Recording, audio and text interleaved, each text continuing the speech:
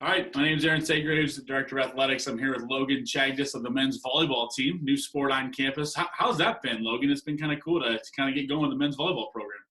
Oh, it's been amazing. I mean, we've only had a select amount of time to really get to know one another and start working towards our goals, but so far so good. Awesome. Well, let's get to know you a little bit better. Where are you from? What major are you? What year are you? What brought you to Cornerstone?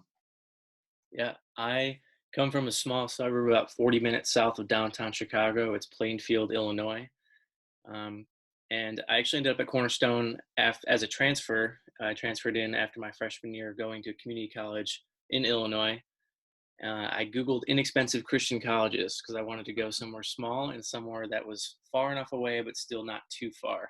Yeah. And coincidentally, Cornerstone made the list, and I just loved Michigan already as it was. And once I visited, I just fell in love with the campus and the people and just the energy that was there. I am a junior there now, finishing up, and we're in the last stretch of the semester. And I'm a biblical studies major with a communications minor. Awesome. Awesome. Well, I got a couple of questions for you as we get going here, just to get to know you a little bit more. Who's been a role model in your life that you've really learned from a lot? I would have to say in high school, I had a young life leader, and he's now one of my best friends. He is definitely a huge proponent in my faith and just the development of becoming a man on my own. His name's Austin Solly. Awesome. Good. It's great to have more people like that in your life for sure. Right. What's things that you grew up doing as a kid that you can look back on and go, yeah, that makes sense for where I am at now? Like whether you wanted to be something when you grew up or a sport or something like that. What's some things that you did as a kid that has led to where you are now? I always found it interesting because my family doesn't have a wide athletic background. I mean, my dad was a baseball player, but he didn't really go that route completely. My brother was into more unorthodox sports like paintball, where it's engaging, but it's way different than anything. And I was always the person that was playing basketball. I did volleyball in high school. I played football for a couple seasons. I tried soccer, which I feel like everybody tries soccer, but I was terrible. And just being active, being athletic, learning movements, watching, and just learning from observing, something like that. That's my entire childhood was like, how can you perform based off of what you've seen and then develop it as a skill? And it's just something that has brought me to this point now and being so in love with sports and volleyball, especially. Yeah, that's awesome. That's good. You don't really think about things that way, especially when you look back and like, yeah, that actually makes a little bit of sense now. Right. Yeah. Wow. What's the best thing at Cornerstone that's not your sport? The best thing at Cornerstone is the community. And I feel like that's a cliche answer, but it's so true because of how small of a campus it actually is. You have an actual opportunity to get to know people and be really intimate about conversations and intentional about relationships, which is something that's so authentic and genuine, and you can't really find it many places. Yeah, for sure. Great answer. All right. I don't know if you're going to know exactly the next part of this, but at least many people might not know the people that you name. But do you have a favorite volleyball player that you follow? Oh man, you know, I watch a lot of more highlight based stuff just to get an idea of like what pro athletes work on the most. And I looked at a lot of workout videos to see how not only I can get better just as like a recreational player, but as a player at a collegiate level. I would say Matt Anderson is a widely known person. He's highly respected in the volleyball community, and he's someone that I definitely follow pretty closely. Yeah. My next question would be like, who's your favorite team? I'm not sure. I don't know if you have a favorite team for volleyball. It's not like professional volleyball, like the NBA or soccer or something like that. But is there a team that you have, maybe it's not volleyball, that you love to follow?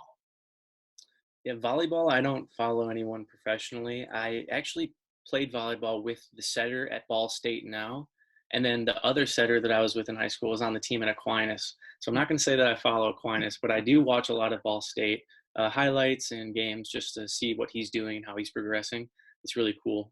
Number 5, Quinn Isaacson, give him a follow. Give them a shout out there. Yeah. All right. I got to answer the question. Ask the question since I usually ask like, who's the GOAT? Who's the greatest of all time? Volleyball may be difficult, but let's go basketball. Let's just make it easy because The Last Dance came out with Michael Jordan. Who's the greatest of all time in basketball? Oh, no doubt. It's Michael Jordan. You're from Chicago. Would you have any other answer? No, I don't think it has anything to do with my city of origin. I mean, obviously, you might think I'm biased because of it, but I was raised like not liking Chicago sports. I'm a Dallas Cowboys fan when it comes to football. I'm an Oakland A's fan when it comes to baseball. Like I follow pretty closely in just a fine line of weird liking, and but undoubtedly, it's Michael Jordan. He's the best, and he'll always be the best. Good stuff. All right, we're going to do some rapid fire here. If Okay. you were stuck on an island with one of your teammates for the rest of your life, who are you picking? You know, I already know Alex Heckman would be mad if I didn't say him because we've had a very interesting friendship that's developed. But there's no way I could live with him on an island. I think it would have to be. It's so hard. I think does Coach count? I think I would Sure. love to be with Coach Bond the entire time. I think he's someone that's just outside the box thinker, very positive, optimistic, and he'd help me figure a way off the island for sure. Love it. It's good stuff. What's your favorite kind of cookie? Oh, man, oatmeal chocolate chip from Potbelly. Very specific there, from the specific restaurant. So Okay. good. Is it soda or is it pop? My grandma says soft drink, and that's like what's been integrated in my mind. Uh, I actually worked at a candy and soda store for a long time, so I got used to calling it just soda pop or Oh, I so don't know. both. Yeah, Oh, just so soda and there's no controversy there. pop. All right. What's a favorite number of yours? You know, I'd have to say 10. I grew up wearing the number 10, either that or 30, which is kind of weird. But if you put them together, it's my dad's birthday, 10/30. So Oh, wow. Okay. It makes sense. What is your favorite kind of animal? I love gorillas. They're just crazy, you know, they're very powerful. What's your favorite holiday? Favorite holiday is Easter, actually, because Easter brunch at my grandma's. This is the first year since I was born that we didn't do it, and it was devastating. But it's A it's lot of just people miss the meals at Easter time this year, for sure. yeah, definitely.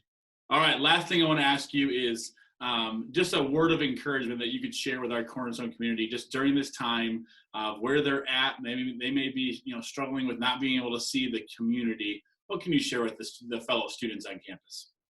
Yeah, as important as face-to-face interactions are for building relationships and developing fellowship within a community, I think it's important to still figure out ways that we can be a light to the people that are immediately in front of us now, whether we're in quarantine with our family, and how we can be Jesus to them, or how we can reach out and let people know that we're still thinking about them. I think a great way to do that, that's very intentional and personal, is actually writing letters and not relying solely on FaceTime and social media. All right. Well, Logan, thanks for joining us today. We're excited to have you a part of the men's volleyball program and excited to see the direction that Coach Bond brings us. So thanks for joining us. Yeah, thanks so much.